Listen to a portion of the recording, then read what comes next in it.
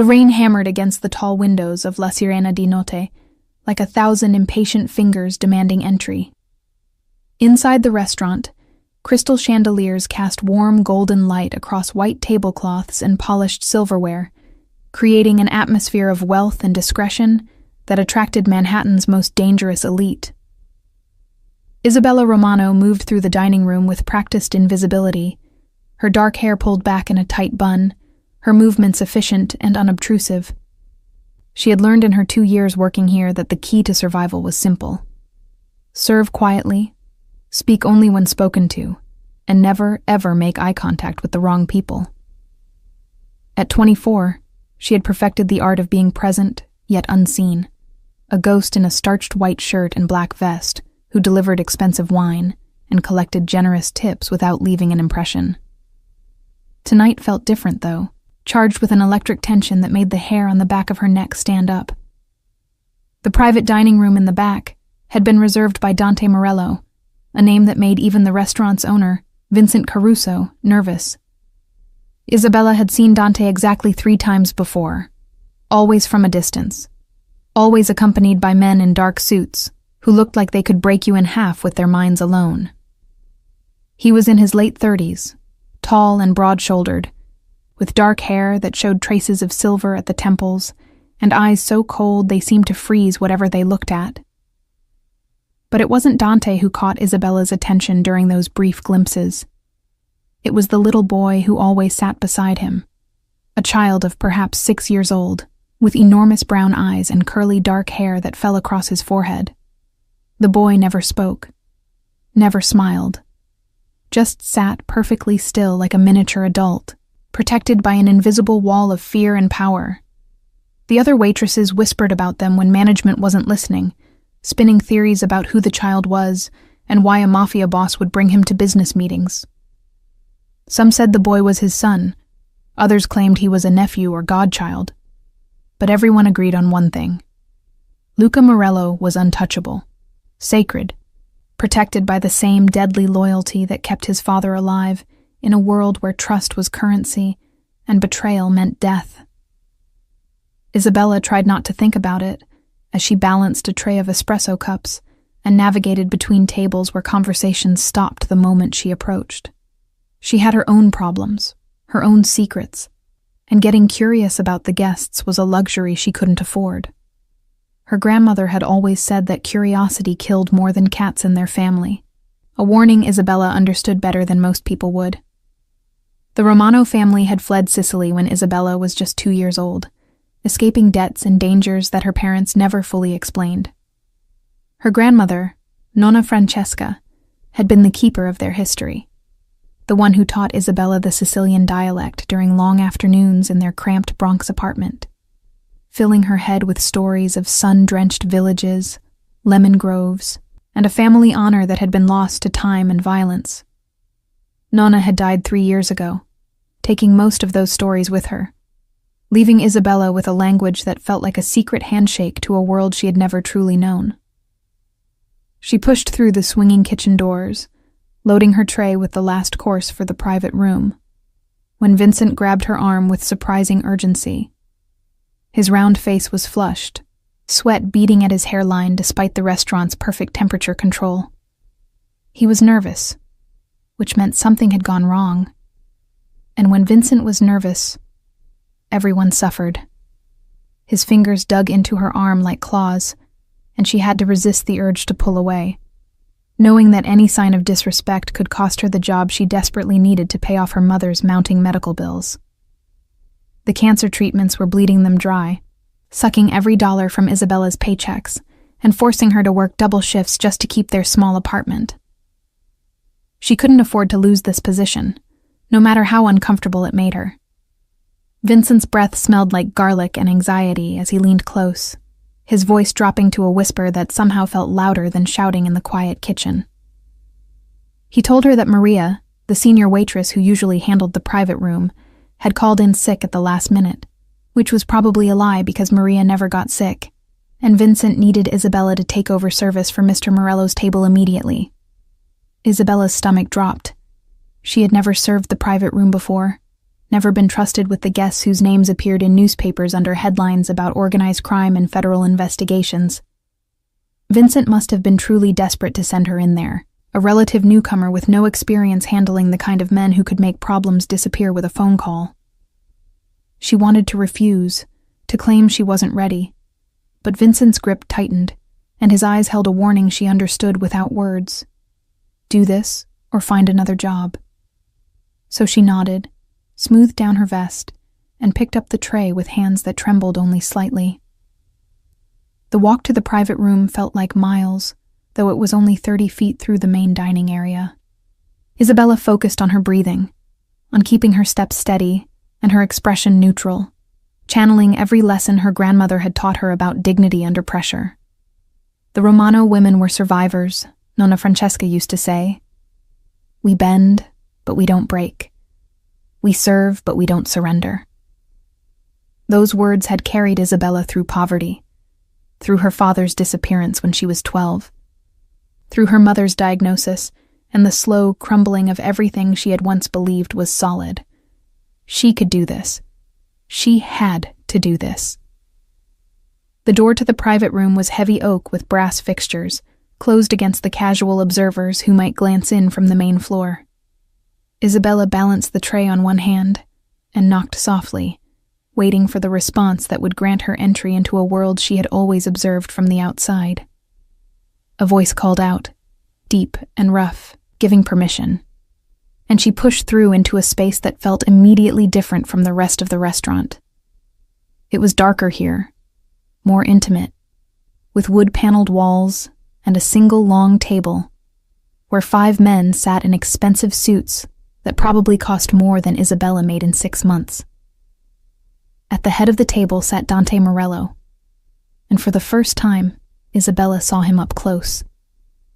He was even more imposing than she had imagined, with sharp features that looked carved from marble, and eyes that seemed to calculate the worth of everything they touched. His suit was impeccable, navy with a subtle pinstripe, and a gold watch caught the light as he gestured while speaking to the man on his left. But it was the child beside him who drew Isabella's attention, despite her best efforts to remain focused on her task. Luca sat perfectly still in his chair, which had been raised with cushions to bring him level with the table, his small hands folded in his lap, like he was attending a funeral instead of a dinner. He wore a miniature version of his father's suit, complete with a tiny tie that someone had knotted with obvious care, and his dark eyes followed Isabella's every movement with an intensity that felt wrong for someone so young. She began serving the desserts, moving clockwise around the table, setting down plates of tiramisu and panna cotta with mechanical precision. The men barely acknowledged her presence, continuing their conversation in Italian peppered with English phrases, discussing territories and percentages and problems that needed handling. Isabella kept her eyes down, her movements smooth, becoming the invisible servant she had trained herself to be. She was almost finished, had only 2 plates left on her tray, when Luca suddenly pushed back his chair and stood up. The conversation stopped immediately. Every man at the table turned to look at the boy, and Isabella froze in place, unsure whether she should continue or retreat. Dante's hand moved toward his son, not threatening, but cautious, like he was approaching something fragile that might shatter. But Luca wasn't looking at his father. He was looking at Isabella, his enormous eyes fixed on her face with an expression she couldn't quite read. Curiosity mixed with something deeper, something that looked almost like recognition. Then he did something that made Isabella's heart skip. He walked directly toward her, his small feet silent on the thick carpet, and stopped just inches away.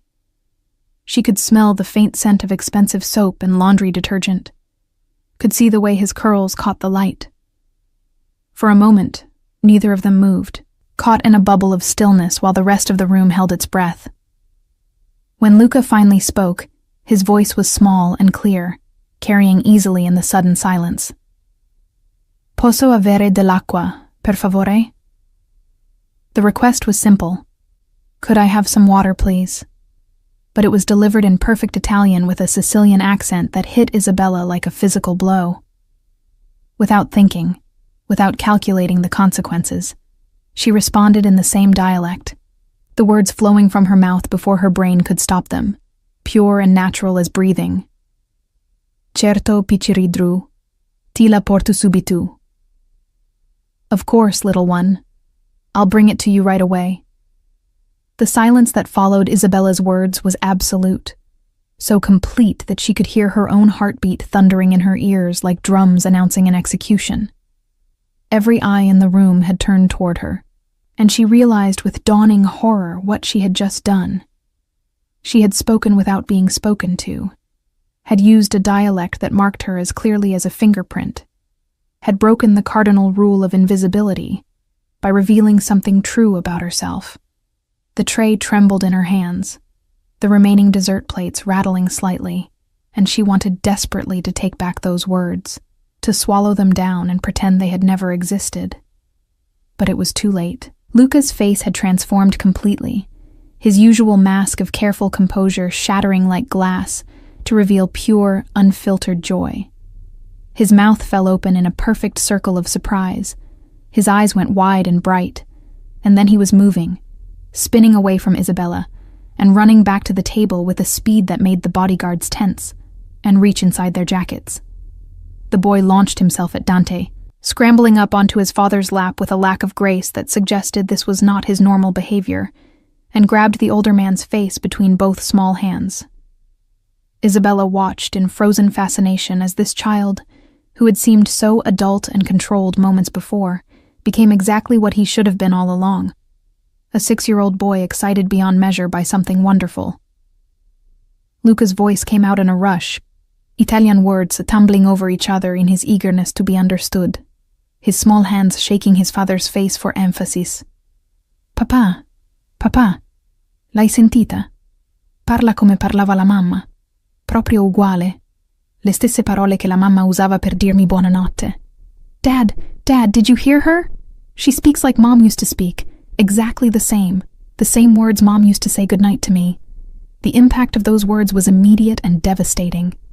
Dante Morello, the man who controlled territories and commanded armies of loyal soldiers, who was said to have ice water in his veins and steel where his heart should be, went completely still. His face, which had been merely cold before, became something else entirely. A mask of such carefully controlled emotion that Isabella could see the effort it took to maintain it. His jaw clenched hard enough that muscles jumped beneath the skin. His hands came up to steady his son with a gentleness that seemed at odds with their size and obvious strength. And when he finally lifted his eyes to look at Isabella, she felt the full weight of his attention like a physical force pressing against her chest. Those eyes, which she had thought were cold, were not cold at all. They were burning, consuming, filled with a pain so deep and raw that Isabella had to force herself not to look away. This was not the gaze of a dangerous man evaluating a threat, but of a human being who had just heard his dead wife's voice echoing from the lips of a stranger. The other men at the table had gone silent, their business forgotten, clearly sensing that something significant had just occurred, but not understanding what. One of them, a stocky man with graying hair and a scar that ran from his temple to his jaw, leaned forward and spoke quietly in Italian, asking Dante if there was a problem, if he needed them to handle something. But Dante didn't respond. He was still staring at Isabella, studying her face with an intensity that made her skin prickle with awareness, and she could see his mind working, processing, calculating. When he finally spoke, his voice was rough, like gravel being scraped across metal, and he switched to Sicilian dialect, not the standard Italian they had been using for business, but the same regional variation Isabella's grandmother had taught her. Uni imparasti a parlare così? Where did you learn to speak like that? The question was simple, but the weight behind it was not. Isabella knew instinctively that her answer mattered, that this was a moment that would determine something important, though she didn't fully understand what. Her throat felt dry, her tongue thick, but she forced herself to respond honestly, because lying to this man seemed both dangerous and impossible. Me nana, Francesca Campisi Romano, Veniva da provincia di Palermo. My grandmother, Francesca Campisi Romano. She came from the province of Palermo. The change in Dante's expression was subtle, but unmistakable. Something flickered across his face. Recognition or understanding or perhaps just surprise. He shifted Luca in his lap, settling the boy more securely against his chest while keeping his eyes locked on Isabella. And she noticed for the first time how protective that hold was, how carefully he cradled his son like something infinitely precious that the world might try to steal at any moment. Then he did something that made the entire room tense. He stood up, lifting Luca with him, and took 3 steps toward Isabella, until he was close enough that she could see the flecks of gold in his dark eyes and smell the expensive cologne that clung to his clothes. She wanted to step back, to maintain the distance that was proper between a waitress and a guest, but her feet seemed rooted to the carpet, and her pride wouldn't let her show fear. So she stood her ground and waited, the tray still balanced in her hands like a shield, while Dante studied her face with the careful attention of someone looking for a specific answer in a complicated puzzle. His voice, when he spoke again, was quieter, but somehow more intense, each word carefully chosen and weighted with meaning. Romano è un uomo comune, ma Campisi. Campisi è un'altra cosa. Tu sai cu era Elena Campisi Romano? Romano is a common name, but Campisi. Campisi is something else. Do you know who Elena Campisi Romano was? Isabella's heart stuttered in her chest because she did know that name. Had heard it whispered by her grandmother during those last fevered days before cancer took her. Had seen it written in faded ink on old photographs that her mother kept hidden in a shoebox under her bed. Elena had been her father's younger sister. The Aunt Isabella had never met. The girl who had disappeared from Sicily 20 years ago, under circumstances that nobody would explain. Nonna Francesca had cried when she spoke about Elena, had called her beautiful and wild and too brave for her own good, had said that losing her had broken something in the family that could never be repaired. Isabella's father, before he vanished when she was 12, had forbidden anyone from speaking Elena's name, had become violent at the mere mention of his sister, and Isabella had learned to bury her curiosity beneath layers of silence and unanswered questions. Now, standing in this private room with a mafia boss staring at her like she held the key to salvation, those questions came rushing back with force. She opened her mouth to respond, to admit what little she knew. But Dante spoke first, his voice cracking slightly on the words like they cost him something to say aloud. Elena era me mugieri, a mamma di Luca, moriu 3 anni fa in un accidente. Elena was my wife, Luca's mother. She died 3 years ago in an accident. The world tilted sideways. Isabella's grip on the tray loosened, and it would have crashed to the floor if one of the bodyguards hadn't lunged forward to catch it, taking it from her numb fingers with practiced efficiency. She couldn't breathe, couldn't think, couldn't process what she had just heard because it was impossible, too much of a coincidence to be real. Her missing aunt, the girl who had haunted her grandmother's final days, had been married to Dante Morello, had given birth to this beautiful, solemn child, had died just 3 years ago, which meant she had been alive this whole time, while Isabella's family believed her lost forever. The questions exploded in her mind. How had Elena ended up with a mafia boss? Why had she never contacted her family? What accident had killed her? And most importantly, why was Luca so certain that Isabella's voice sounded like his mother's? Dante must have seen something in her expression, because his face softened fractionally, the harsh lines around his mouth easing just slightly, and he reached out with his free hand to steady her elbow when she swayed. His touch was surprisingly gentle for someone with his reputation, warm through the thin fabric of her shirt, and she could feel calluses on his palm that suggested he was not merely a man who gave orders, but one who had worked with his hands.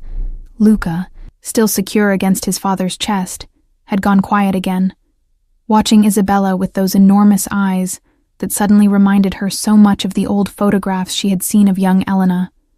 The same shape, the same intensity, the same curiosity that seemed to look straight through to your soul. The boy reached out one small hand toward Isabella, not quite touching but hovering in the air between them, and his voice was whisper-soft when he spoke. Tu sai canzuna che mia mamma cantava? Dormi, dormi, bel bambin. Do you know the song my mom used to sing? Sleep, sleep, beautiful child. Isabella did know it.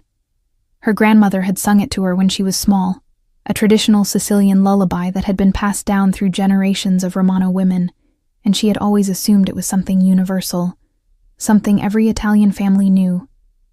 But now, looking at this child's hopeful face, she understood that it was something more specific, something that connected her directly to Elena, to Luca, to a history she was only beginning to glimpse. Without conscious thought, she began to sing, her voice shaking at first, but growing stronger with each line, the Sicilian words flowing naturally despite years of disuse. Dormi, dormi bel bambin, re diretto e paladin. Dormi, dormi, sonnolenti, cato matri ti vo bene.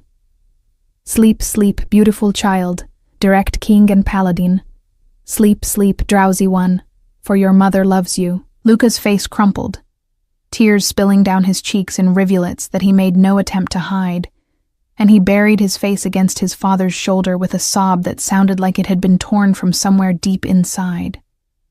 Dante's arms tightened around his son, his own eyes suspiciously bright, and when he looked at Isabella again, there was something new in his expression. Not just pain or recognition, but a fierce, desperate hope that terrified her because she knew somehow that she had just become tangled in something far more dangerous than any Mafia business. The other men at the table had risen to their feet, clearly understanding that the meeting was over, though they couldn't possibly comprehend why, and they filed out of the room with quiet efficiency, leaving Isabella alone with Dante and Luca. The door clicked shut with a finality that made her stomach clench. For a long moment, nobody spoke. The only sound in the room was Luca's quiet crying and the distant clatter of dishes from the kitchen. Then Dante shifted his son, settling him more comfortably, and spoke in English for the first time, his accent heavy but his words clear. You and I need to talk. Not here, not tonight, but soon. It wasn't a request. Isabella nodded because what else could she do? And she watched as Dante carried his son toward the door, pausing only to look back at her one more time. His expression was unreadable, a complex mixture of emotions she couldn't begin to untangle, but his final words were spoken in Sicilian, soft enough that she almost missed them. Grazie pi avirici ricordato che l'amore non mori mai, manco quando tutto il resto pari persu. Thank you for reminding us that love never dies, even when everything else seems lost. Isabella didn't sleep that night. She lay in her narrow bed in the tiny apartment she shared with her mother, staring at the water-stained ceiling and listening to the sounds of the city that never truly quieted. Sirens in the distance, neighbors arguing through thin walls, the periodic rumble of the subway beneath the building. Her mind replayed the evening's events on an endless loop, examining every detail, every word, every expression on Dante's face when he had looked at her like she was a ghost made flesh. The connection between them was impossible to ignore now, a thread pulled taut by fate or coincidence or something more sinister that she didn't want to name. When dawn finally crept through the threadbare curtains, Isabella dragged herself out of bed and went through the motions of her morning routine with mechanical precision, making coffee that she barely tasted and toast that sat like ash in her mouth. Her mother was still sleeping, the medication keeping her under longer each day, and Isabella was grateful for the solitude, even as she felt guilty about that gratitude. She needed time to think, to process, to figure out what she was going to do about the situation that had dropped into her lap, like a bomb with a timer she couldn't see. 3 days passed before Dante reached out. Isabella spent those days in a state of heightened anxiety, jumping every time the phone rang, scanning every car that pulled up outside the restaurant, certain that armed men would arrive to escort her somewhere she didn't want to go. But when the contact finally came, it was surprisingly mundane.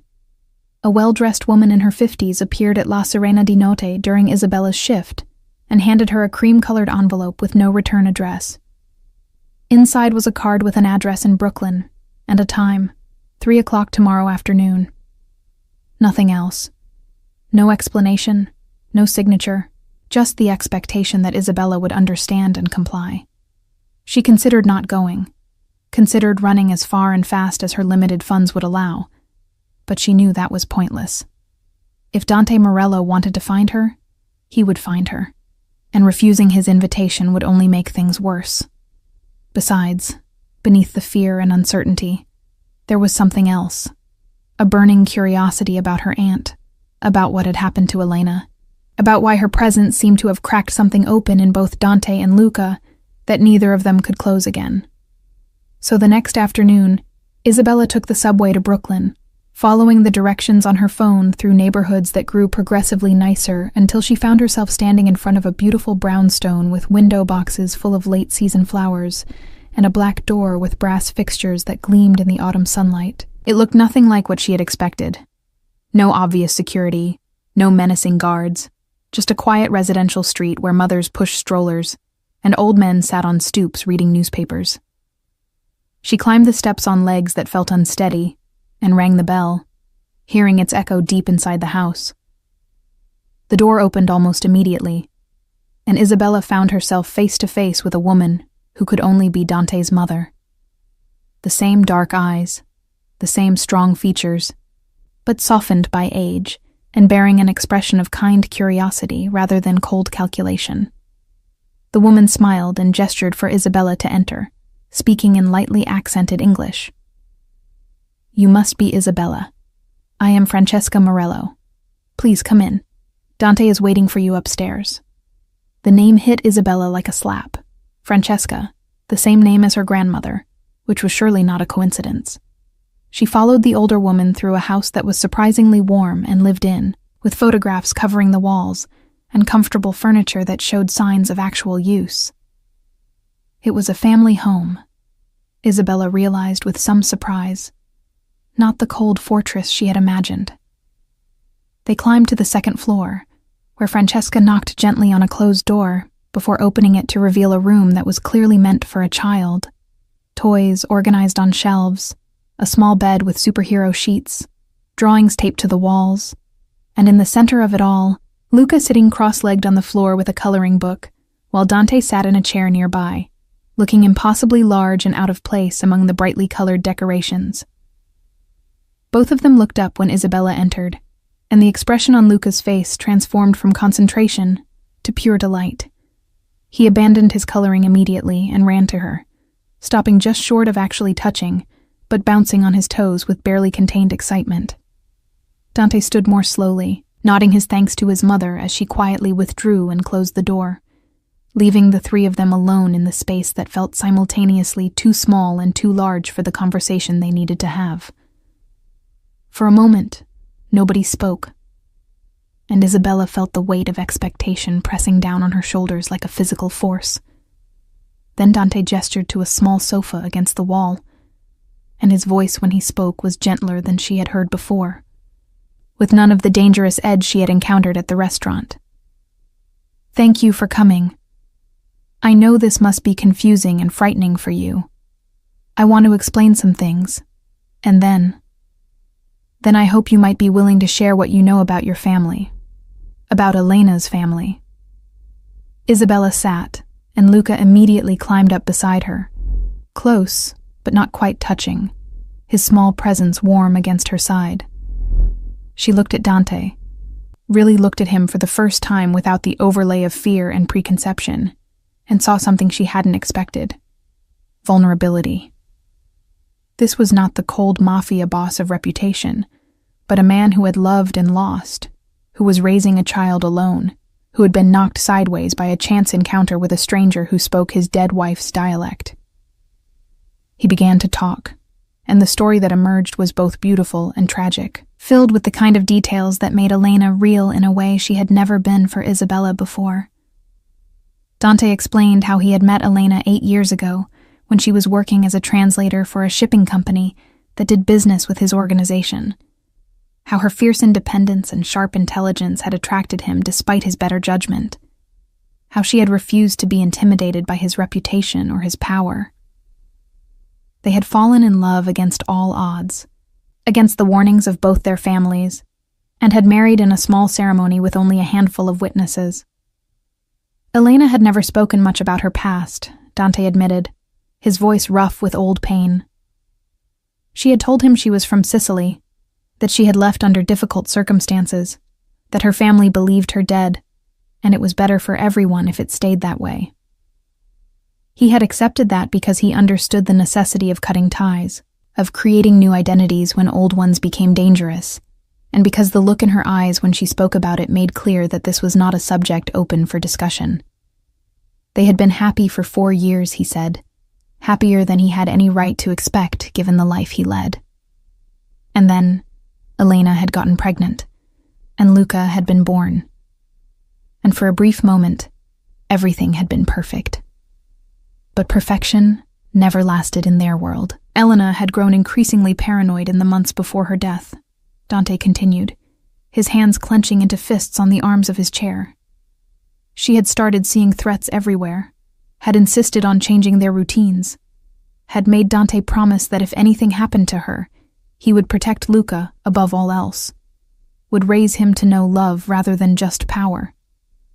He had thought she was being irrational, suffering from some kind of postpartum anxiety, and had tried to reassure her that she was safe, that he would never let anyone hurt her or their son. Then, 3 years ago, her car had gone off a bridge during a storm, plunging into the river below. The official report said the brakes had failed, a tragic accident, and Dante had been drowning in grief too deep to question the obvious answer. But now, looking back with the clarity that time and Isabella's appearance had provided, he was beginning to wonder if Elena's paranoia had been justified, if her death had been anything but accidental. Isabella listened to all of this in stunned silence, her mind racing to connect the pieces of a puzzle she had never known existed. When Dante finally fell silent, looking drained and older than his years, she took a shaky breath and shared what little she knew. Her grandmother's stories about Elena, the wild girl who had fallen in love with the wrong person and fled Sicily to escape a marriage arranged by their father, the family's grief and rage and eventual resignation that she must be dead because she never made contact. She told him about her own father's disappearance, about how Roberto Romano had walked out one day when Isabella was 12 and never come back, about the whispers that he had gone looking for Elena, that he had gotten involved with dangerous people, that he too was probably dead, though nobody would say it outright. As she talked, Dante's expression grew darker, more focused, and she could see his mind working through the implications of what she was telling him. When she finally ran out of words, he leaned forward, his elbows on his knees, and fixed her with an intense stare that made her breath catch. "Your father's name was Roberto Romano?" Isabella nodded, confused by the sudden shift in his focus. Dante was silent for a long moment, and when he spoke again, his voice was tight with controlled fury. Roberto Romano was killed 6 months after Elena died. His body was found in a warehouse in Red Hook, with execution-style wounds. The police never identified him because his fingerprints and face had been destroyed. But we knew. My organization knew, because before he died, he was asking questions about Elena's accident, trying to find out if it had really been an accident, or if someone had ordered it. The room spun around Isabella. Her father hadn't abandoned them. He had been murdered while trying to uncover the truth about his sister's death. All these years, her mother had believed he had simply walked away, had left them to struggle alone. And the reality was so much worse, and yet somehow better, because it meant he had cared, had loved his sister enough to die trying to avenge her. Dante continued, his words coming faster now as pieces clicked into place. After Elena died, there was a restructuring in my organization. Certain people were promoted, certain territories were redistributed, and I was too broken to pay attention the way I should have. I let others handle the details while I focused on taking care of Luca, on getting through each day without completely falling apart. But if your father was killed for asking questions, that means there was something to hide. That means Elena's death might not have been an accident at all, but an assassination, a removal of someone who was seen as a weakness, or a liability, or a threat. The implications hung in the air between them like smoke, thick and suffocating. Isabella felt her hands start to shake, and Luca, who had been listening to the adult conversation with an intensity that seemed wrong for someone his age, reached out and took her hand in his small one, holding on tight like he was trying to anchor her to the present.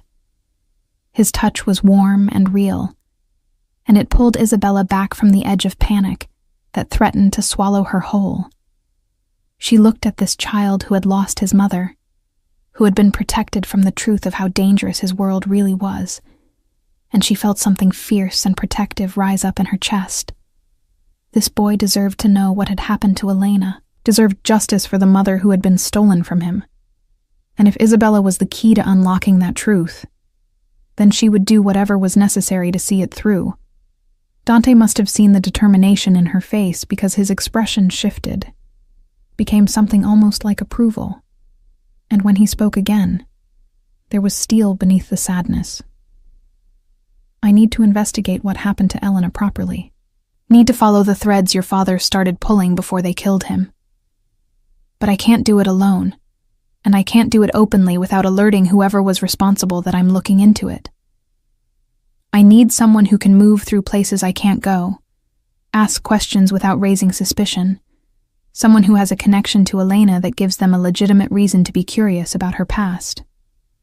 He was asking her to help him, Isabella realized. He was asking her to put herself in danger by digging into a conspiracy that had already killed at least 2 people, possibly more, and she knew she should refuse, should walk away from this mess before it consumed her the way it had consumed everyone else who got too close. But when she looked at Luca, at his hopeful face, and his small hand still clasped around hers, she found she couldn't say no. This was her family, her aunt, her father, this child who carried Romano blood even if he bore the Morello name. She owed it to Elena, to Roberto, to her grandmother who had died mourning a lost daughter, to uncover the truth no matter what it cost. So Isabella nodded, and Dante's shoulders relaxed fractionally, and they began to plan. The investigation started slowly, carefully, with Isabella asking seemingly innocent questions of people who had known Elena in the years before her death. Dante provided names and addresses, connections that Isabella could approach without arousing suspicion, and she discovered that she had a talent for making people comfortable enough to share information they might otherwise have kept to themselves. She spoke with the woman who had been Elena's closest friend, a translator named Sophia, who still worked for the same shipping company, and who teared up when Isabella explained that she was Elena's niece, that she had only recently learned her aunt had been alive all these years. Sophia painted a picture of Elena as vibrant and fearless, someone who had embraced her new life in America with enthusiasm, but who had also been haunted by something she wouldn't discuss, a shadow from her past that she couldn't quite escape.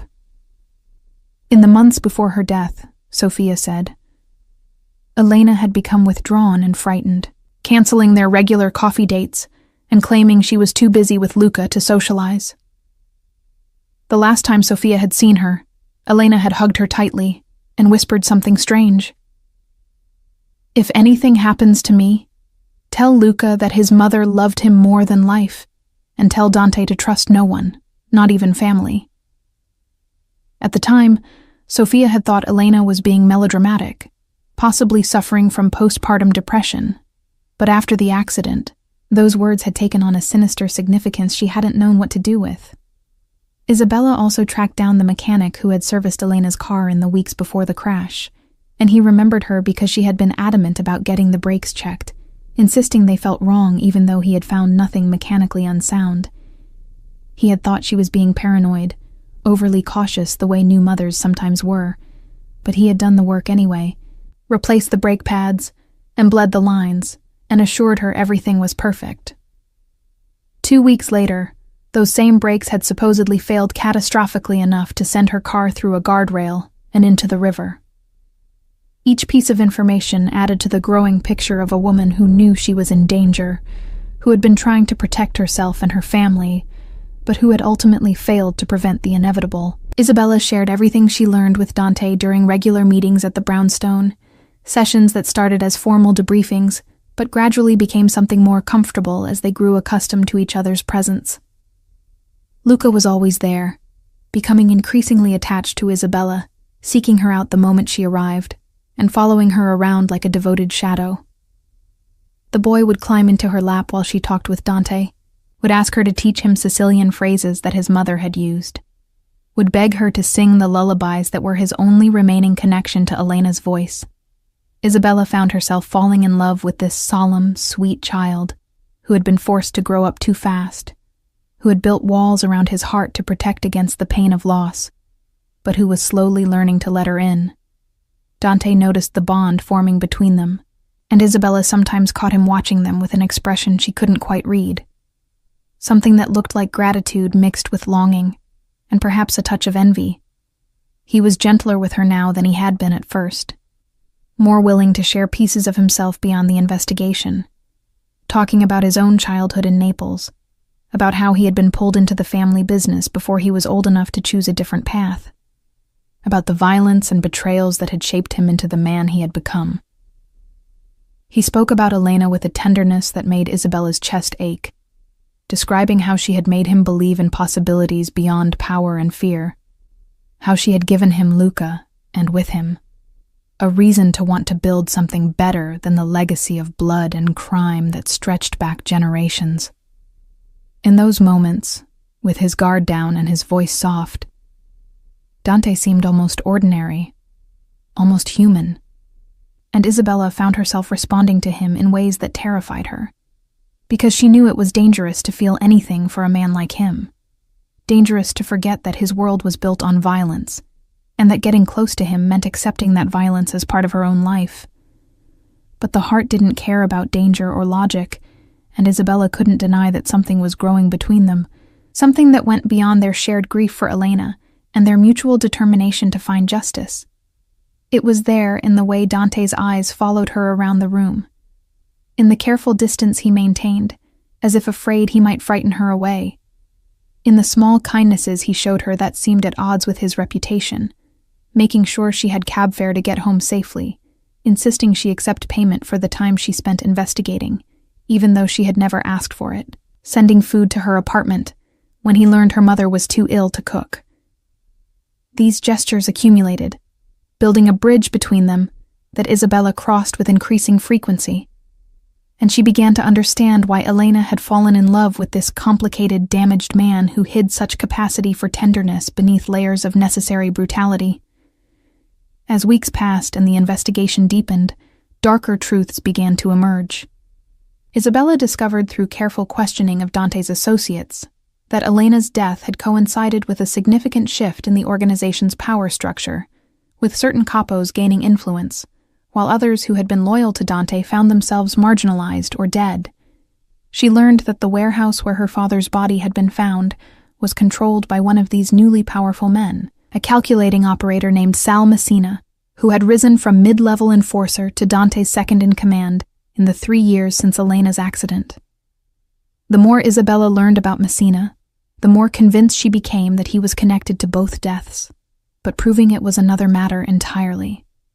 And she knew from Dante's increasingly frustrated demeanor that he too was reaching similar conclusions, but lacked the evidence to act without starting a war within his own organization. The breakthrough came from an unexpected source. Francesca Morello, Dante's mother, who had been quietly conducting her own investigation parallel to theirs. The older woman invited Isabella to lunch one afternoon while Dante was occupied with business, and over pasta and wine in the warm kitchen of the brownstone, she revealed that she had been collecting pieces of information for years, driven by a grandmother's conviction that something about Elena's death didn't add up. Francesca had kept her suspicions to herself, because Dante had been too broken to hear them, and because she had no proof, only instinct. But Isabella's presence had given her hope that the truth might finally emerge.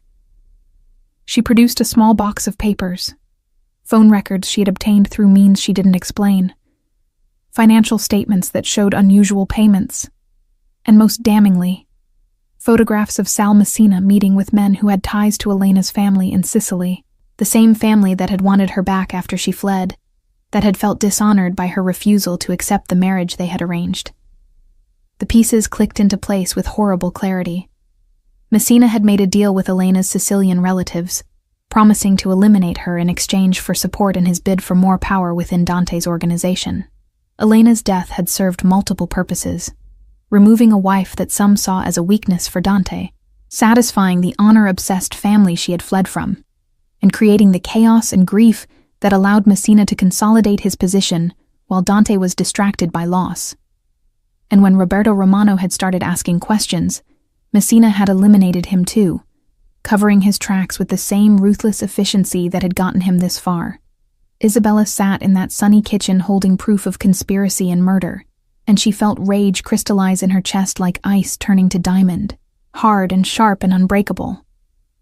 This man had killed her aunt, her father, had orphaned Luca, and destroyed Dante and thought he could get away with it. Thought he was clever enough to hide his crimes behind the chaos of organizational politics and the grief of those he had betrayed. She thought about Elena, young and frightened, knowing someone wanted her dead, but unable to identify the threat, unable to protect herself despite all her precautions. She thought about her father, brave and doomed, pursuing justice for his sister, and walking straight into a trap he couldn't escape. And she thought about Luca, growing up without his mother because of one man's ambition and cruelty, and the rage inside her burned hotter, demanding action, demanding retribution. When Dante came home that evening, Isabella and Francesca were waiting for him with the evidence spread across the dining room table like an indictment. They watched as he reviewed each piece, his face growing colder and harder with each revelation, until he looked less like a man and more like the dangerous predator his reputation claimed him to be. His hands trembled slightly as he set down the final photograph, and when he spoke, his voice was barely above a whisper, all the more terrifying for its softness. Sal Messina. It was Sal all along. I trusted him. I gave him power. I let him into my home, near my son, and he murdered my wife. The silence that followed was absolute, broken only by the ticking of the clock on the mantel and Luca's distant laughter from upstairs where he was playing, blissfully unaware of the storm gathering beneath him. Isabella reached across the table and placed her hand over Dante's, feeling the tension vibrating through him like electricity. And she understood in that moment that they had reached a point of no return. What happened next would define all of their futures, would determine whether justice or vengeance would prevail, whether Luca would grow up in a world governed by the same cycles of violence that had killed his mother, or whether something different was possible. Dante looked at her, really looked at her, and she saw past the cold facade to the man beneath, wounded and furious and desperate for resolution. His voice when he spoke was raw with emotion. This is not your fight, Isabella. You've done what I asked, found the truth, and I'm grateful beyond words. But what comes next? What I have to do to Messina and everyone who helped him? That's my world, my responsibility. You should walk away now. Take your mother and disappear somewhere safe. Let me handle this the only way I know how. But Isabella shook her head, her fingers tightening around his hand, and she spoke with a conviction that surprised even herself. Elena was my aunt, my blood. My father died trying to avenge her. This is absolutely my fight, and I'm not walking away. Not from this, and not from Luca. That boy has lost enough already. He doesn't need to lose another person who makes him feel safe and loved. Whatever you're going to do, however you're going to handle Messina, I want to be part of it. I need to be part of it, for Elena, for my father, for all of us. Something shifted in Dante's expression, a softening that made him look younger and more vulnerable, and his free hand came up to cup her cheek with a tenderness that sent shivers down her spine. When he spoke, His voice was thick with emotion. You are extraordinary. You know that? Brave and fierce, and so much like Elena that sometimes it hurts to look at you, but also completely yourself, completely unique. If we do this, if we go after Messina together, there's no going back to your old life. You'll be part of my world, part of this family, with everything that means, the protection and the danger, the loyalty and the violence. Are you sure that's what you want? Isabella thought about her small apartment and her dying mother, about her job at the restaurant and the mundane struggle of her ordinary life. And she realized that she had stopped belonging to that world the moment she spoke Sicilian to a 6-year-old boy and watched his father's carefully constructed walls crumble. She had crossed a line she couldn't uncross, had become entangled in something bigger and darker and more important than her own safety or comfort. And somewhere along the way, she had fallen in love, with Luca certainly, but also with this complicated, damaged man who looked at her like she was both miracle and torment, who had shown her glimpses of the person he could have been if the world had been kinder. So she nodded, and Dante's hand on her cheek trembled slightly. And then he was leaning forward, closing the distance between them, and his lips touched hers with a gentleness that seemed impossible, given everything he was, everything he had done. The kiss was brief, barely more than a brush of contact, but it sealed something between them, a promise, or perhaps a warning that they were in this together now, bound by more than just shared purpose. Francesca cleared her throat from the doorway where she had discreetly withdrawn, and they broke apart, both slightly flushed, while Dante's mother smiled with a knowing expression that suggested she had seen this coming long before either of them had admitted it to themselves. She spoke in Italian, her voice warm with approval. Your father would have liked her, Dante. She has the Romano fire, the same strength that Elena had.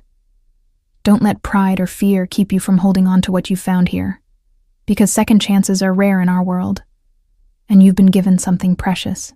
The next 2 weeks were a careful dance of preparation and strategy, as Dante orchestrated the downfall of Sal Messina with the precision of a master conductor, leading a lethal symphony.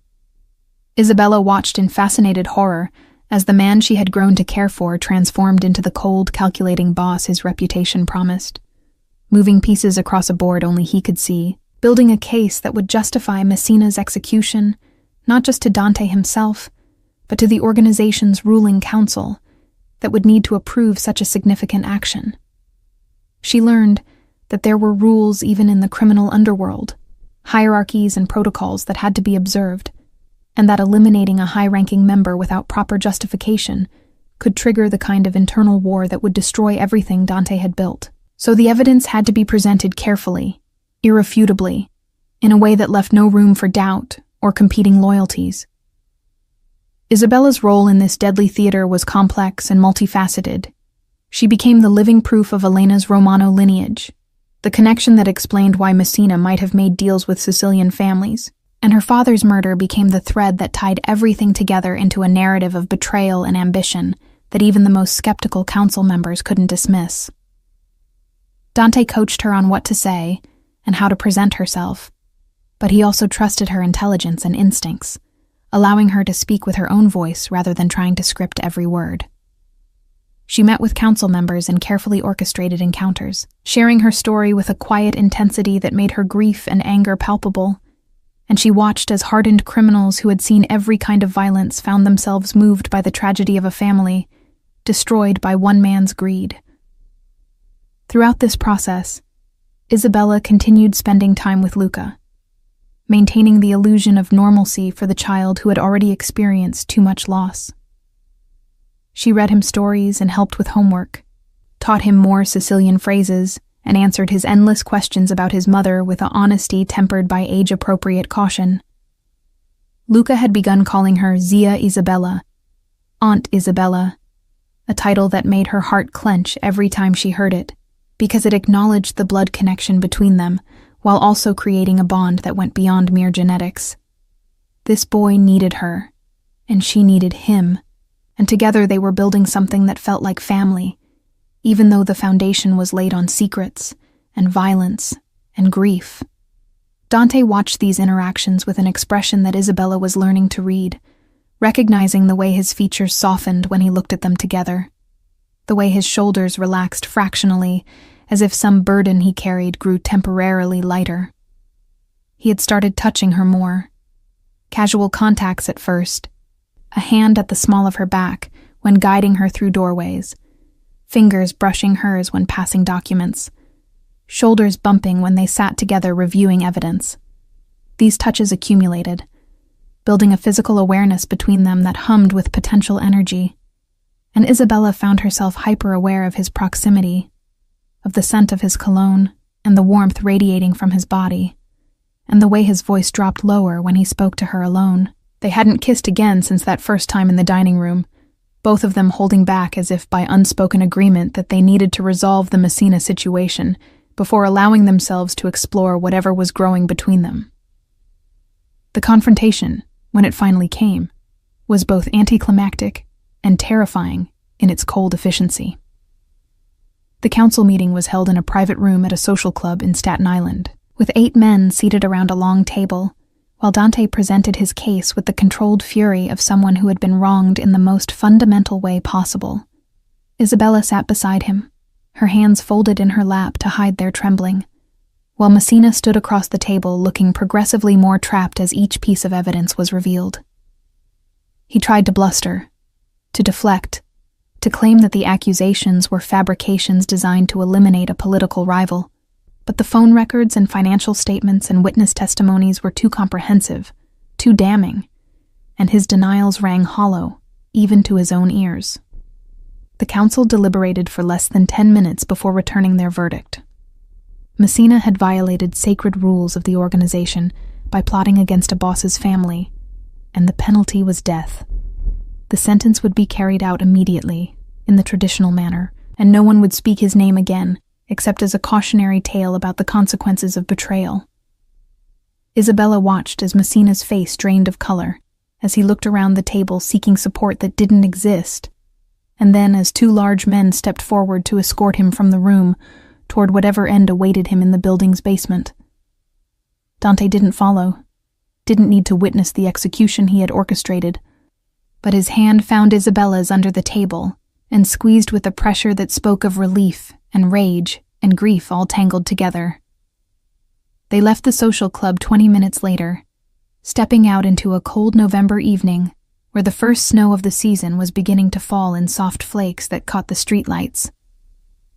Dante's driver was waiting with the car, but Dante waved him off, suddenly needing to walk, to move, to put distance between himself and what had just happened. Isabella walked beside him without question, their breath forming clouds in the frigid air, while snow accumulated on their hair and shoulders, and the city around them continued its indifferent rhythm.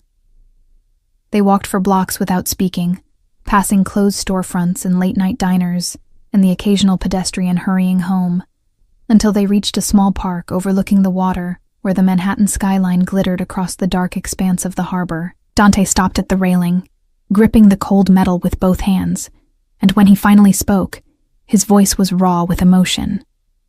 "It's done. Messina is dead. The traitors who helped him are being dealt with, and Elena can rest now knowing that justice was served. But it doesn't feel like I thought it would.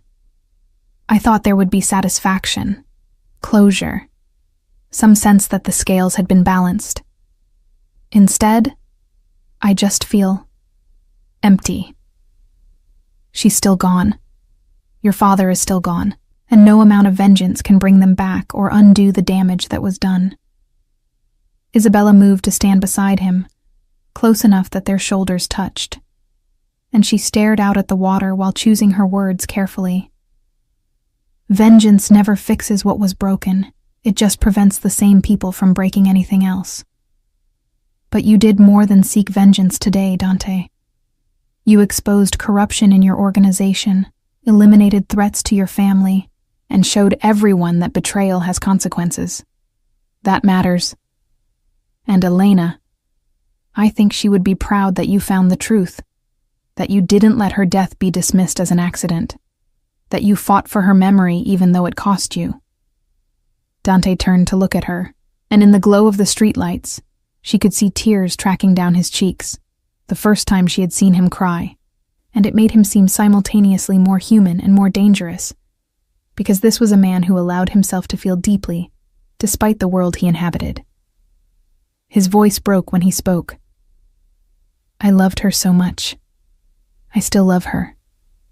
But these past weeks, working with you, watching you with Luca, I felt something I didn't think I was capable of feeling again. And I don't know what to do with that, because it feels like betrayal, like I'm dishonoring her memory by wanting to move forward. By wanting. He trailed off, but Isabella understood what he couldn't say, felt the same confusion and guilt about the feelings that had developed between them. She reached up to wipe the tears from his face with gentle fingers, and her voice was soft but firm. Helena loved you enough to give you Luca, to fight to stay alive when she knew she was in danger, to leave you with memories instead of bitterness. I don't think she would want you to spend the rest of your life alone and grieving. I think she would want you to be happy, to give Luca a home filled with love instead of just security, to honor what you had together by building something new rather than treating your heart like a tomb that nothing can enter. Dante caught her hand against his cheek, turned his face to press a kiss to her palm, and the gesture was so tender that Isabella felt her own tears start to fall. When he pulled her into his arms, she went willingly, burrowing into his warmth, while snow continued to fall around them, and the city continued its endless rhythm of life and death and renewal. They stood like that for a long time, holding each other, while the worst of the grief and rage and fear drained away, replaced by something quieter and more hopeful, the possibility that they could build something together from the ruins of what had been lost, that they could honor the dead by living fully rather than by merely surviving. Eventually, the cold drove them back to the waiting car, and Dante's driver took them to the brownstone where Francesca had been watching Luca. The boy was already asleep, exhausted from a day at school and an evening of play, but he woke briefly when Isabella came to check on him, his sleepy eyes focusing on her face with trust and affection. He reached out to her, and she sat on the edge of his bed, smoothing his dark curls while he mumbled something in Italian about a dream he'd been having. Then, with the unfiltered honesty of childhood, he asked the question that had been building for weeks. Zia Isabella, are you going to stay with us? Like, stay, not just visit? Isabella looked up to find Dante standing in the doorway, watching them with an expression that was equal parts hope and fear, waiting for her answer. She thought about her mother, who was being cared for in a facility Dante had quietly arranged and paid for without being asked, who was finally receiving the treatment she needed without the crushing burden of debt. She thought about her tiny apartment that had never felt like home, about the restaurant job that had been nothing more than survival, about the life she had been living that felt hollow compared to the richness and danger and love she had found here. And she thought about this child who looked at her like she hung the moon, and this man who had shown her that even damaged people could heal if they found the right reason. And she knew that her answer had been decided long before the question was asked. Yes, Pichiridru, she said softly, using the Sicilian endearment that Luca loved. I'm going to stay. If that's what you want, and if your papa agrees, then this is my home now, and you're my family. Luca's face split into a grin of pure joy, and he threw his arms around her neck with the wholehearted enthusiasm of children who haven't yet learned to guard their emotions. Over his shoulder, Isabella met Dante's eyes, and the expression she saw there made her breath catch. Gratitude and desire, and something deeper that neither of them was quite ready to name. But that felt inevitable, like gravity or sunrise or any other force of nature that couldn't be resisted no matter how hard you tried. The transition from Isabella's old life to her new one happened with surprising speed, as if the universe had been waiting for her decision before setting everything in motion. She moved out of her cramped apartment within a week, bringing only her most precious possessions: her grandmother's photographs, some books, the few pieces of jewelry that had survived their family's various upheavals, to the brownstone that was now officially her home. Francesca welcomed her with open arms and practical efficiency, showing her to a room on the 3rd floor that had been hastily but thoughtfully prepared, with fresh paint and new curtains, and a comfortable bed that felt impossibly luxurious after years of sleeping on a worn-out mattress in a building where the heat barely worked. The older woman made it clear that Isabella was family now, not a guest or an employee, and that she was expected to make herself at home in every sense of the word. Luca was ecstatic about the arrangement, following Isabella around like a devoted puppy, and insisting on showing her every toy, every book, every corner of the house, as if she hadn't already spent countless hours there over the past weeks. He chattered constantly in a mixture of English and Italian, his enthusiasm boundless, and Isabella found herself laughing more in those first few days than she had in years. The boy's joy was infectious, healing something inside her that she hadn't realized was broken, and she understood why Elena had been willing to risk everything to protect this child, why Dante would kill or die to keep him safe. Dante himself was more reserved about the new living arrangement, maintaining a careful distance that Isabella recognized as an attempt to give her space and time to adjust. He was unfailingly polite, unfailingly considerate, treating her with a respect that bordered on formality except during those moments when Luca demanded they all do something together and the walls temporarily came down. They read bedtime stories as a trio, Dante and Isabella sitting on opposite sides of Luca's bed, while the boy picked stories he wanted to hear. They ate family dinners that Francesca insisted on, gathering around the kitchen table rather than in the formal dining room, because, as she said, families ate together and shared their days with each other. They took walks in the neighborhood on weekends, Dante's security team following at a discreet distance while Luca ran ahead, pointing out dogs and collecting interesting leaves, and generally being the normal, happy child he should have been all along. During these activities, Isabella and Dante would exchange glances over Luca's head, small moments of connection that spoke volumes about the awareness building between them. But Dante never pushed, never presumed, and Isabella found herself both grateful for his restraint and frustrated by it, because the tension between them was becoming almost unbearable.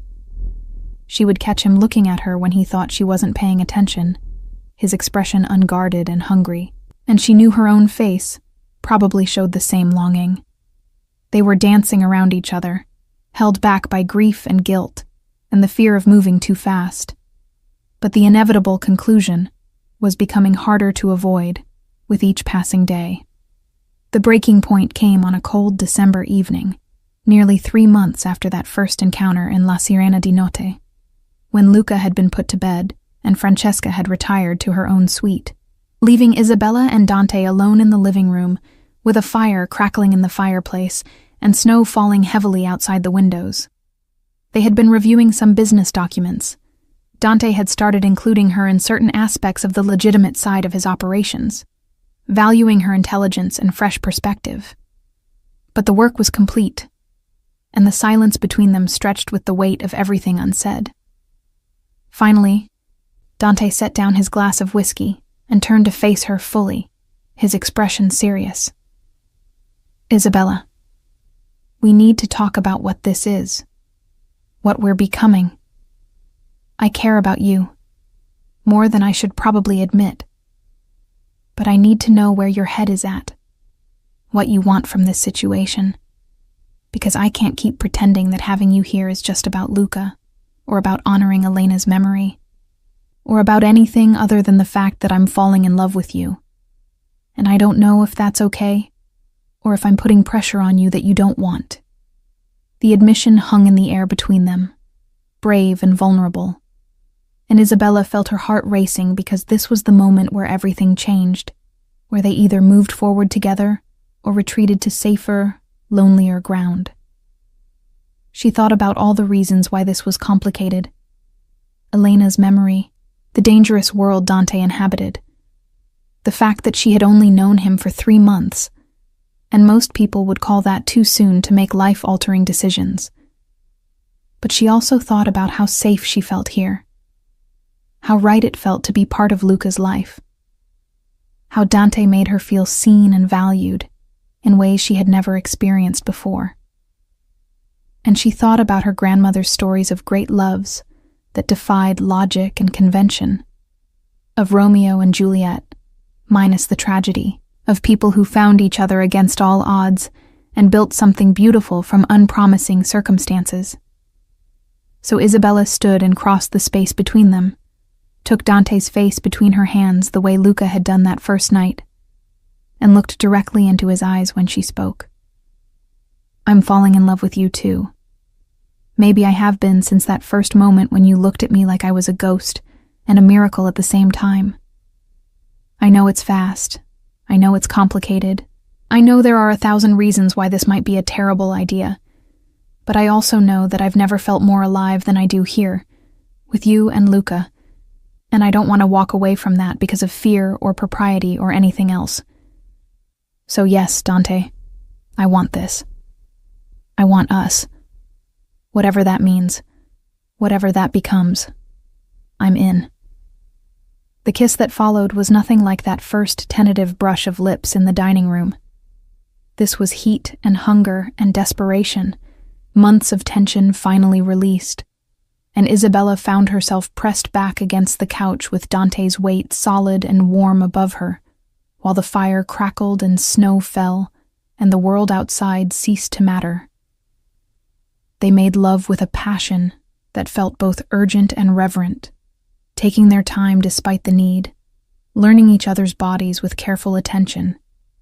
And when it was over, they lay tangled together in the firelight, breathing hard and slightly stunned by the intensity of what they had just shared. Dante held her close, his fingers tracing patterns on her bare shoulder, and his voice was rough when he spoke. "I need you to understand what you're signing up for by being with me. There will always be danger. Always be the possibility that enemies will try to hurt me through you or Luca. There will be secrets I can't share. Business I have to conduct that you won't want to know about. Times when I'll have to be someone you might not recognize. And there will always be Elena's shadow, her memory, because she was important to me and she gave me Luca, and I can't pretend she never existed." Isabella raised herself up on one elbow, looking down at him with steady eyes. "I don't want you to forget Elena. She was my aunt. She's part of Luca's history. And the love you had for her is part of what made you who you are. I'm not trying to replace her or erase her. I'm just trying to build something new alongside those memories. As for the danger and the secrets, I went into this with my eyes open, Dante. I know who you are, what you do, and I'm choosing this anyway, because I believe you're worth it, because Luca is worth it, because this family we're building is worth it." He pulled her back down, kissing her with a tenderness that made her eyes sting with tears, and they held each other while the fire burned low and eventually guttered out, neither of them wanting to break the spell by moving. Eventually, they relocated to Dante's bedroom, a space Isabella had never entered before, and she noticed immediately the absence of photographs or mementos, as if Dante had deliberately kept this room neutral and impersonal. She understood that this was his way of moving forward rather than living in the past, and she felt a surge of love for this complicated man who was trying so hard to do right by everyone. By Elena's memory, by Luca's needs, by Isabella's heart. They spent the night wrapped around each other, talking and dozing and making love again with less urgency and more exploration, learning what made each other gasp and sigh, building the intimate knowledge that came from truly seeing and being seen. By morning, something had fundamentally shifted between them. A commitment made without words, but understood nonetheless. And when Luca bounded into the room at dawn demanding pancakes, he stopped short at the sight of them together, his eyes going wide before a huge grin spread across his face. He launched himself onto the bed with zero hesitation, wedging himself between them and announcing that this was the best morning ever, because now they were a real family like the ones on TV. The months that followed were a period of adjustment and joy, as they figured out how to blend their lives together into something cohesive. Isabella officially adopted a role in Dante's legitimate businesses, using her education and natural intelligence to help manage the shipping company where Elena had once worked, finding fulfillment in work that challenged her while remaining mostly separate from the darker aspects of Dante's world. She and Dante were married in a small ceremony that spring, with only family and close friends in attendance, and Luca served as ring-bearer with such serious dedication that everyone fought back tears of laughter and love. The wedding was held in the garden behind the brownstone, with flowers blooming and sunlight streaming through the trees, and when the priest asked if anyone objected, Luca had stood up with perfect comic timing and announced that he objected to there not being cake yet, breaking the tension and making everyone laugh. Isabella became Mama Isabella to Luca, a compromise they had reached after long discussions about respecting Elena's place in his heart, while also acknowledging the maternal role Isabella had assumed. The boy seemed to understand instinctively that he could love both his mothers, that honoring Elena's memory didn't mean he couldn't accept Isabella's love, and his adjustment to the new family structure was remarkably smooth. He started doing better in school, his teachers commenting on how much happier he seemed, how much more willing he was to participate and make friends. And Isabella and Dante would exchange proud glances at parent-teacher conferences like any normal couple celebrating their child's success.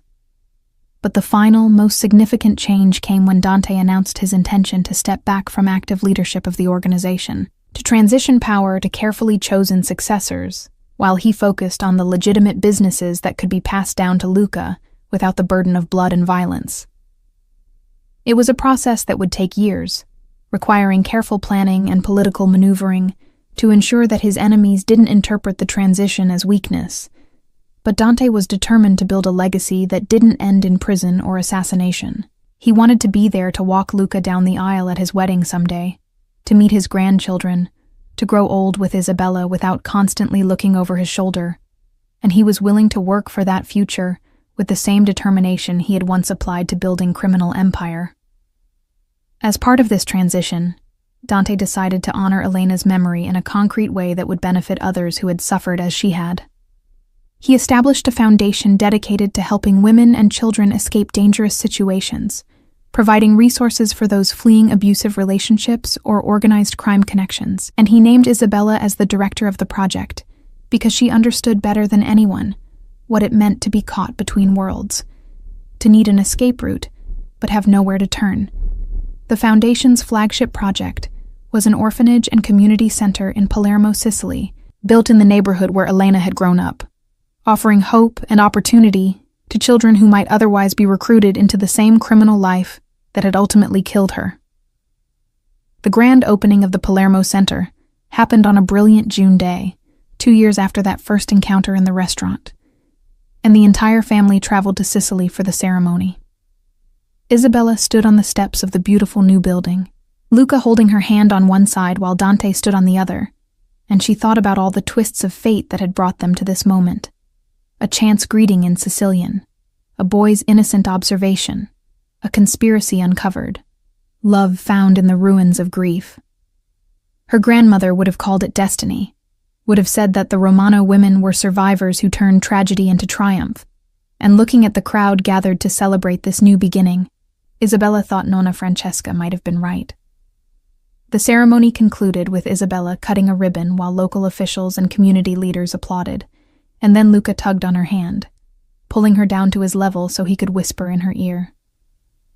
His question was simple but profound, asked in the Sicilian dialect that had become their secret language, the bridge between past and present. Posso chiamarti mamma ora, senza u Isabella? Pirci si a me vera mamma, proprio como ira era. Can I call you Mom now, without the Isabella?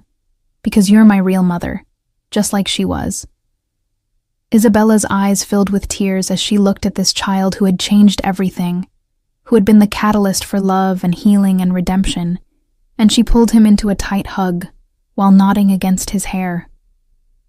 Over his shoulder, she met Dante's eyes and saw in them the same emotion she felt, gratitude and love, and the kind of peace that came from knowing you had finally found your place in the world.